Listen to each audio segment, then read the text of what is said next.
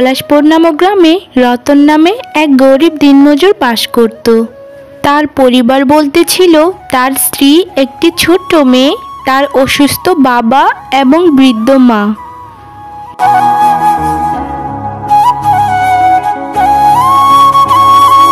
রতন প্রত্যেক দিন অন্যের অধীনে কিছু না কিছু দিনমজুরের কাজ করেই তার সংসার চালাতো। বৌমা, রতন কি কাজে চলে গেছে? তোমার শ্বশুরের শরীরটা আজকাল খুব খারাপ যাচ্ছে, ওষুধগুলো প্রায় শেষ হয়ে গেছে। রতনকে যদি দয়া করে বলতে তোমার শ্বশুরের ওষুধগুলো এনে দিতে, তাহলে খুবই ভালো হতো মা। মা, বাবার ওষুধের কথা ওনার সম্পূর্ণ মনে আছে, আপনি একদম চিন্তা করবেন না। উনি আসলে ওষুধ নিয়েই আসবেন।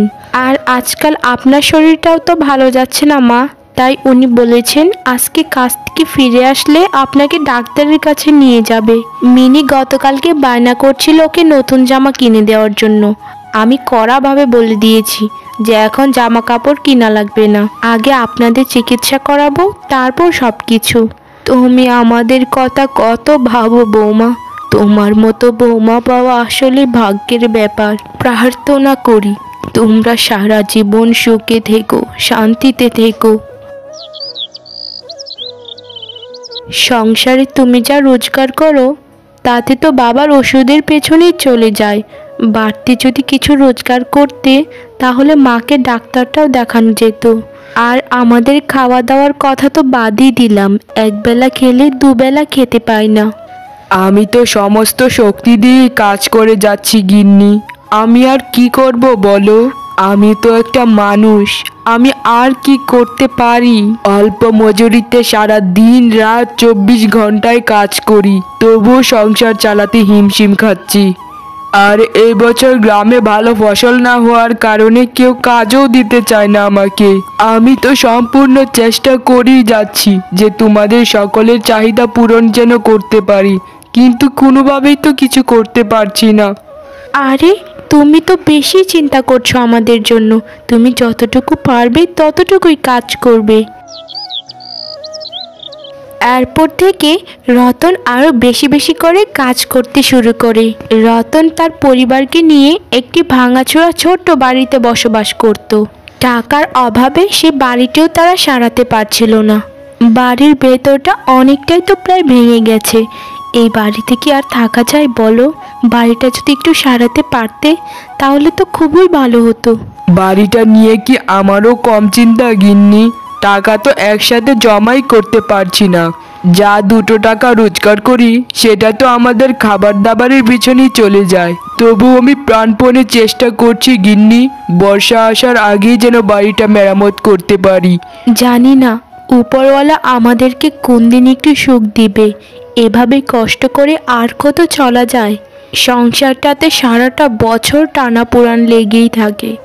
টাকার জন্য মেয়েটাকে আজ পর্যন্ত স্কুলে ভর্তি করতে পারলাম না।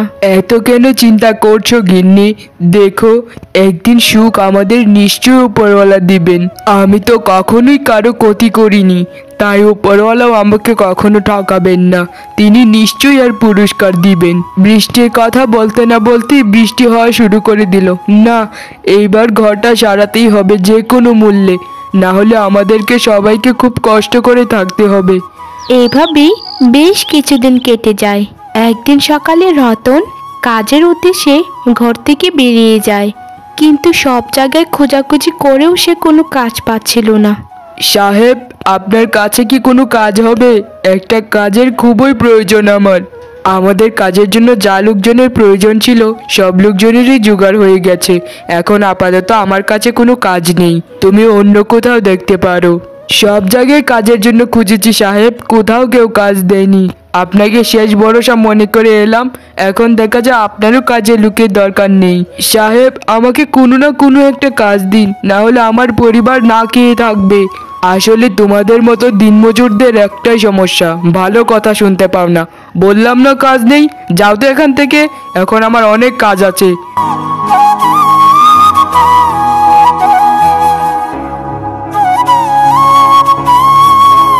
কোথাও কাজ খুঁজে না পেয়ে রতন মনের দুঃখে কষ্টে একটি জঙ্গলের ভেতর চলে গিয়ে বসে রইল। আমি যদি কাজ না করি তাহলে সংসারটা চালাবো কিভাবে? ঘরে স্ত্রী, বাচ্চা, বুড়ো মা বাবা, তারাও তো আবার অসুস্থ। তাদের সবার চাহিদা পূরণ করব কিভাবে? হায় উপরওয়ালা, এখন আমি কি করব? রতন এত কিছু ভাবতে ভাবতে সেখানেই ক্লান্ত হয়ে ঘুমিয়ে পড়ে। হঠাৎ একটা কালো রঙের পাখি এসে রতনকে ডাকতে শুরু করে। কি গো তুমি? তুমি এভাবে পড়ে আছো কেন? তোমার কি হয়েছে? তোমার কি শরীর খারাপ? ওঠো, ওঠো বলছি। পাখি ডাকে রতন তড়িঘড়ি করে উঠে পড়ে এবং বলতে শুরু করে, আমি এক হতভাগা দিনমজুর। সারাদিন ঘুরে ঘুরে একটাও কাজ খুঁজে পাইনি, তাই মনের দুঃখে কষ্টে জঙ্গলে এসে বসে আছি। বাড়িতে আমার ছোট্ট একটা বাচ্চা, বৃদ্ধ অসুস্থ মা বাবা রয়েছে। তাদের চাহিদা পূরণ করব কিভাবে সে ভেবেই তো আমি পাগল হয়ে যাচ্ছি। আরে তুমি এত চিন্তা করছো কেন? যারা সৎ পরিশ্রমী তাদের সাথে সবসময় উপরওয়ালাই থাকেন। তুমি এখানে একটু বসো, আমি এক্ষুনি চলে আসছি। এখান থেকে কোথাও যেও না কিন্তু। তারপর রতনকে বসিয়ে সেই অজানা নামক পাখিটি কোথায় যেন চলে যায়। কিছুক্ষণ পর সেই অজানা নামক পাখিটি একটি মোহরের থলি নিয়ে রতনের সামনে এসে দাঁড়ায়। তারপর সেই পাখিটি মোহরবর্তী বস্তাটি রতনকে দিয়ে দেয়। হঠাৎ আচমকা সেই পাখিটি একটি সুন্দর পরীতে পরিণত হয়। এটা দেখে রতন খুবই হতবাক হয়ে যায়। কে তুমি? তুমি হঠাৎ পাখি থেকে এরকম কিভাবে হয়ে গেলে? আমাকে তুমি ভয় পেও না, আমি এই জঙ্গলের একজন পরী ছিলাম। অনেকদিন আগে এই জঙ্গলে খেলতে খেলতে এক সাধুর ধ্যান ভঙ্গ করে ফেলেছিলাম। তারপর সেই সাধু রাগে ক্ষুব্ধ হয়ে আমাকে অভিশাপ দিয়েছিলেন যে আমি এখন থেকে একটা কালো রঙের পাখি হয়ে উড়ে বেড়াবো। সাধু অভিশাপ দেওয়ার সাথে সাথেই আমি একটা কালো রঙের পাখিতে পরিণত হই। তারপর আমি সাধুকে অনেক অনুনয় বিনয় করতে থাকি যেন আমাকে মুক্তি দেয়, কিন্তু সাধু তা শুনেননি। তারপর তার মনে আমার প্রতি দয়া হয়। তিনি বলেন যে যদি কোনো সৎ পরিশ্রমী ব্যক্তিকে তুই সাহায্য করতে পারিস সেদিনই তোর মুক্তি হবে।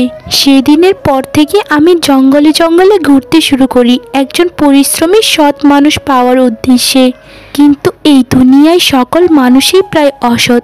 সৎ লোক এখন খুঁজে পাওয়াই যায় না।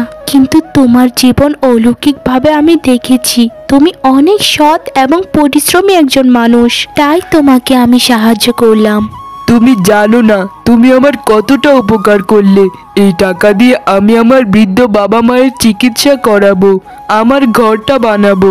আমার মা বাবা অসুস্থতায় কতদিন ধরে ভুগছে, কিন্তু টাকার অভাবে আমি চিকিৎসা করাতে পারছি না। শোনো রতন, তোমার এই ভালো ধ্যান ধারণা এবং সুন্দর চরিত্র সারা জীবনই বজায় রেখো। এভাবে সৎ থাকলে তুমি কখনোই ঠকবে না। আমার যাওয়ার সময় হয়ে গেছে, তুমি এখন বাড়িতে চলে যাও কেমন? ঘরটা সারাও, তোমার মা বাবার চিকিৎসা করো।